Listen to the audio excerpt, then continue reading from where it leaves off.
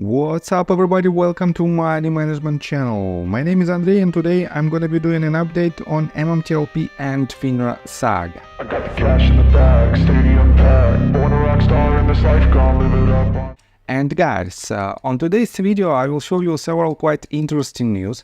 First of all, I will show you the deadline of Marcus's due diligence and his major investigation in regards to the MMTLP case.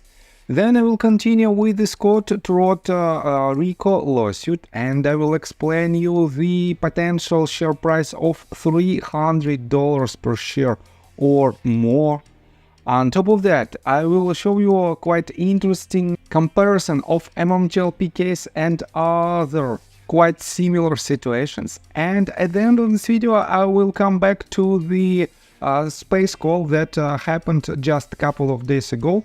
And I will show you my 2 cents in regards to this information. So, and before we dive deep into all of this, guys, please hit the like button for YouTube algorithm and drop me a line in the comment section for whatever reasons you want. And let's start with this tweet that was written by Marcus. You know that Marcus, at the very beginning of September, announced his major due diligence that he has to complete within next 24 to 48 hours. Unfortunately, he postponed a couple of times the deadline, major deadline for this due diligence, because he has to complete it properly, and he has to send this due diligence to review to our other MMTLP community members. And for now, the last update that he wrote just 15 hours ago is following. Update. I'm finishing up the post, and after a second review, I estimate it will be ready by Monday morning. Thank you again for your patience. So, September the 9th, guys, will be the deadline, major deadline when we will see this due diligence. And I have to say that I'm very excited about this information, because Marcus is the unique community member. He became a very active member not so long ago, and I have to say that we have another person who has quite similar conditions of his activity, and this leads to the RICO lawsuit. Yes, I'm talking about Scott Trott. And for now we have potentially the second person who might bring a lot of new information from the current documents that have been filed within the last 2 years, and this information might be quite interesting because of his fresh view. On top of that, guys, let me show you this this update of Scott Trott, and he wrote it just 7 hours ago. I'm doing the September 19th of 2024 9 p.m. podcast on Red American First to explain as best as I can the entire MMTLP scandal and what all of us dirty little animals are attempting to do to recover and fix the system. I will try desperately not to embarrass us. I will not be distracted nor opine on my beloved Miami Dolphins, aliens, illegals or extraterrestrials, my legendary potato patch, nor tell any fish tales. That's all. So guys, I have to say that Scott is quite a funny person. I have to give him a huge shout out, because he writes these tweets with quite a unique manner. And definitely it is very interesting to read, especially when it makes you smile. So, and let me show you another let me remind you about another Scott Trott's tweet that he wrote on September the 5th. And he made an update in regards to his lawsuit, and he added the link to his Google Drive where you can find the entire document. But I want to pay attention to this footnote. Under the number 17 on page 17, quite interesting coincidence, Scott wrote, as Trott documents, and by the way, let's start with this paragraph, applied to Trott, FINRA's Rule 6440, Section A, subsection 3, allowing for FINRA to unilaterally stop trading of a stock, and to do so claiming unexplained and elucidated extraordinary circumstances forced their hand is the height of Biden and West Virginia major questions jurisprudence. 65,000 American in MMTLP were affected by the U3 halt. And here's the footnote number 17. And here is the information itself. As Trot documents in his first amended compliant, orders were being placed and accepted by brokers such that share values over a broad range from $300 approximately to over $25,000 per share were accepted, and on-screen Bloomberg videos show it going quickly from the hundreds of dollars into the thousands. This puts the true extent of the MMTLP fiasco at over $30 billion being taken from MMTLP holders. And guys, I have to say that it is not these strict borders from $300 to over $25,000 per share, because let me remind you that even Timeless Team's one order that was made on December 11th and it was too late to cancel. Its price was at $200,000, as you can see right here. And too late to cancel status is following. As you can see, it is the information from E-Trade Help Center. It says, too late to cancel. The request to cancel is received and the order is no longer able to be cancelled. The order has already been executed or is in the process of executing. This means, guys, these orders allegedly was executed and then it was cancelled again because Timeless Team didn't receive any money for his 1,000 shares. And guys, just imagine that the price, basically the value that he should receive is $200 million. And it is really mind-blowing. On top of that, guys, the lower border of these orders was not $300. It was from $2.9 at the end of trading session, because we saw $55, we saw $100 per share, we saw $200 and $300 as well. That is why, guys, I think this range is much broader, and we have to see the judge's decision in regards to these prices. And one of the ways how we can achieve it is through, let me show you, is through this bullet point that was made by Scott Trott's recall lawsuit by Scott Trott. And number 6 means deny FINRA immunity in this action. And definitely, when the FINRA's immunity is cancelled, it will be a huge breakthrough in our case, because we will be able to ask FINRA through Congress, through litigation processes, any information that we want to see, and they will be forced to give us this information, because in this case they will not be under protection of this immunity. And this is the crucial part. And guys, for now, these numbers of $300 to $25,000 are just an estimations, and we have to see the proofs, the evidence from the broker-dealers themselves. And this information will definitely give us more chances to win the entire battle. On top of that, guys, take a look right here. RareDD made a couple of tweets that are, in my opinion, quite interesting and important comparison. Let me quote you first of all. We've been in this situation for almost 2 years, some of us longer, but I am referring to since the U3 halt. Try to imagine being in it for 20 and making it your life work because the same problems haven't been fixed. Then try to imagine that you are known for having a particular area of expertise, but some of the people that seek your opinion are asking you things in which you aren't as well versed. I'm trying to say is to try to put yourself in someone else's shoes before getting too bad hurt.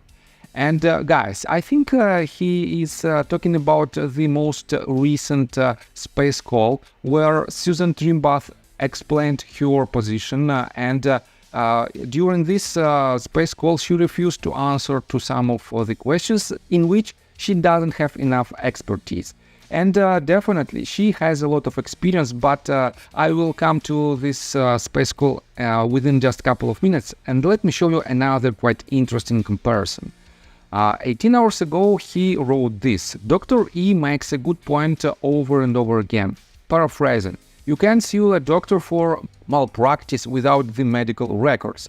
FINRA and the SEC are doing whatever they can to keep the MMTLP trading data a secret, because it obviously reveals malpractice. Otherwise, wouldn't the trading data reinforce that SEC believes to be wrongdoing on behalf of John Burda and Palikaras?